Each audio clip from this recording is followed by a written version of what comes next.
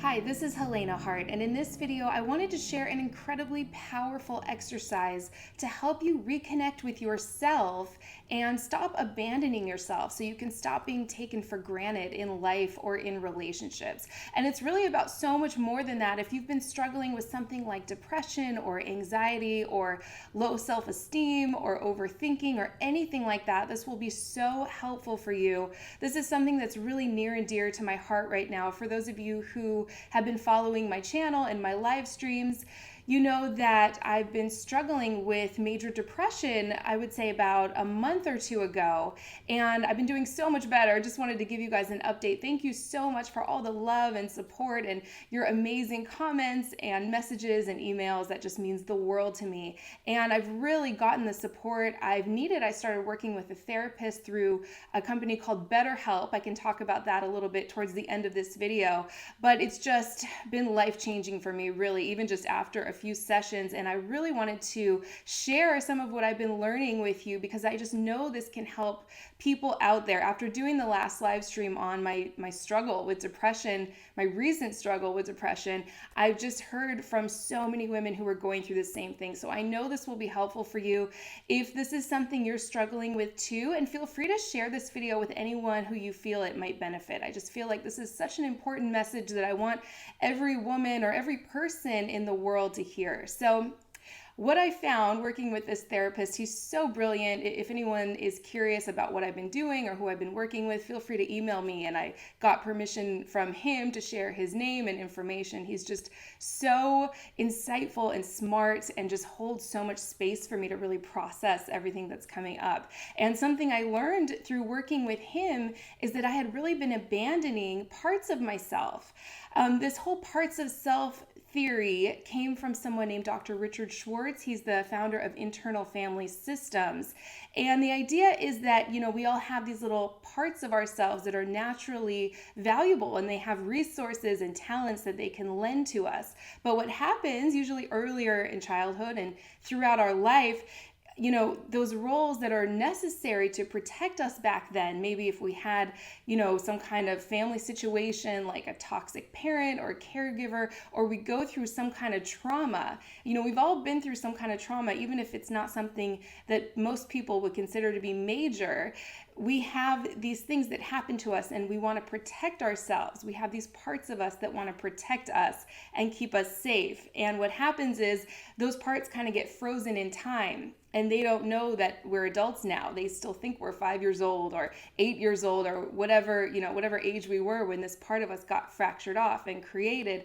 And they're still operating as though we're, young children in many cases. And they kind of pop up and sabotage us often, even though they're just trying to protect us and keep us safe the best way they know how. So with depression, let me give you some background. Well, this is what happened with me personally. And I'd love to hear from you guys too. Let me know your thoughts and experiences with this in the comment section.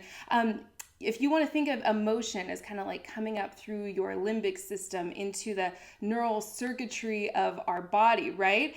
And when we get triggered, it's like this younger part of ourselves kind of shooting up into the neural circuitry of our body. And we often want to stop that flow. We want to cut off that flow of emotion because it's uncomfortable, right? Or like I said, it can sabotage us and make us say like the worst possible thing in the worst possible moment when we're with our man or with a family member or anyone, really, right? So we want to stop that flow, and depression helps us not feel those things. It's like stuffing it down, kind of like there's no way I'm going to ever feel that again, or there's no way I'm going to let you go through that again. So it just kind of was numbing me out and I wasn't feeling anything. So, this could be anything: anxiety, addictions, addictions to food or alcohol or sex or drugs or unavailable men, or that one man who's just not stepping up, but we can't seem to detach from him, right? Overthinking and spinning thoughts, things like that can also help us not feel these little parts of ourselves that are kind of shooting up through our neural circuitry, so to speak. We're just wanting to like put a lid over all of it. So When we do these things, it's as though we're telling these parts of ourselves that they're not worthy, and we want them to like go away. We kind of want to put them in a corner and not face them, or rise above them and try and be mature adults and be more reasonable than that. So these parts of ourselves that we've often abandoned without even realizing it want to know that we can do two things. First, they want to know that we can advocate for them externally on the outside, that we can kind of take them by the hand and be their advocate. And often we weren't able to do that as children. We didn't know how to, right? But now we're adults and we can go back and really do that for these little parts of ourselves. And second, they want to know that we can self-soothe on the inside, that we can go in and be with them and listen to them, because often these parts of ourselves just want to be heard and loved and embraced and understood. They don't want to be stuffed down or put in a corner and told to be quiet. So an example of this, if you're anything like me and you tend to be a people pleaser, or you tend to put other people's needs and feelings and happiness ahead of your own, often without even realizing it, in order to stop being a people pleaser, you have to be able to sit with those feelings and thoughts and parts of yourself that get elicited when someone isn't pleased with you. And it's so much easier said than done, right? It's so uncomfortable sometimes, the thought of someone not feeling loved by us or feeling happy with us, or the thought of someone being disappointed in us, someone that we care about, can be so uncomfortable that instead of feeling that discomfort, we just push that down and sometimes break our own boundaries or put their needs and desires and happiness ahead of our own. So I'm going to share 5 powerful steps to help you reconnect with some of these parts of yourself so you can stop being abandoned and taken for granted in life and in relationships. These are crucial, and I would love to hear how they go for you. So make sure to let me know in the comment section your experiences with this. I always love hearing from you. Step 1 is asking some of these parts of yourself that are just trying to protect you and keep you safe to step aside just for right now. Some examples of parts of ourselves that come in and try and protect us and not feel some of these unpleasant feelings, other than the people pleaser, could be the overachiever, the controller, the giver, if you tend to overfunction and overgive in relationships, especially sometimes at the expense of your own needs and desires. The detective, if you don't trust men or you don't trust yourself or your judgment in men, so you want to like snoop through their phone or do things like that. It could be the survivor who will put up with just about anything because they're so afraid of losing this man or this person that they just feel that they need this person in their life to survive. So they'll put up with bad treatment or things that don't feel good to them. Step 2 is feeling the feelings that come up in you. When you ask these parts of yourself to step aside for a minute, feel the pure feelings that come up. It could be sadness or grief or panic and anxiety or hurt or something like that. And this step usually only lasts about 60 or 90 seconds when you really get to those core feelings. They usually only want about 90 seconds of your time. So really feel these parts of yourself. Go into them and let yourself feel everything that starts coming up in you. Once you let yourself feel these feelings, step 3 is identifying where these parts of yourself came from. This was the step that was the hardest for me personally. I just kind of got stuck here because I don't remember too much of my childhood. I think I had depression as a child and throughout my teenage years, and it affected my memory. And so I kind of got stuck and I wasn't able to identify where they came from, at least for a couple days. So if you're not able to pinpoint exactly an event or an age where this part of yourself got created, that's okay. Just get the domain and continue feeling the feelings. When you do that, what happens is thoughts and memories will start to gently bubble up to the surface. At least that's how it happened for me. So if you're not able to pinpoint exactly where this part of yourself came from, that's perfectly fine. Just get the domain or emotion. For example, let the sadness speak. Let it really talk to you and listen to it. And what will happen is thoughts and maybe other feelings and memories will start to come up. That's how it happened for me. other memories started to bubble up very gently. It wasn't scary. I didn't feel flooded or overwhelmed by it. But all of a sudden, I would start to remember something that happened when I was 11 years old or 6 years old. And then you can continue with this more and more and more. Often these parts of yourselves might not trust you right away if you've been gone for a long time, like I certainly was. They might not trust you, so they might not just want to jump to the surface right away. But once you listen to these feelings and really sit with them, typically I've found, at least in my experience, memories and feelings and maybe some other emotions might start to come up. Step 4 involves visiting your younger self, this younger part of yourself, and asking it what it was like for them back then, really talking with them and advocating for them.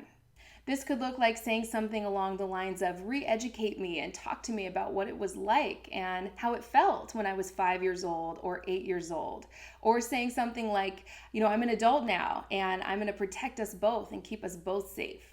This could even look like taking your younger self by the hand and really advocating for them in that particular situation, as though you were their representative or there to protect them and keep them safe if, for example, it involved another person who wasn't treating them right. Step 5 involves radically accepting every single thing that comes up for you during this process. Every feeling, every part of yourself, every emotion or thought. You really want to pour love over all of these parts of yourself. Really embrace and accept and listen to every single thing that comes up for you during this process. And I would love to hear from you. Let me know your experiences with this down below in the comment section. And don't forget to share this video with anyone who you feel it might benefit.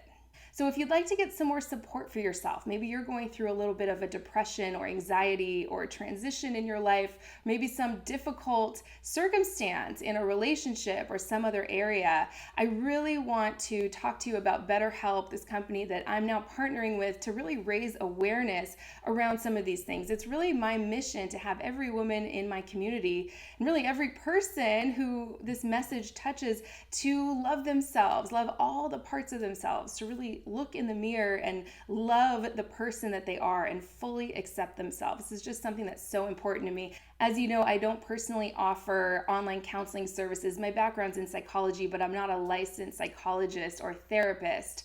And I'm partnering with BetterHelp now to help raise awareness around some of these really important topics. So for those of you who aren't familiar with BetterHelp, there are 4 ways to get licensed counseling from a professional therapist: video sessions, phone calls, live chat, and messaging.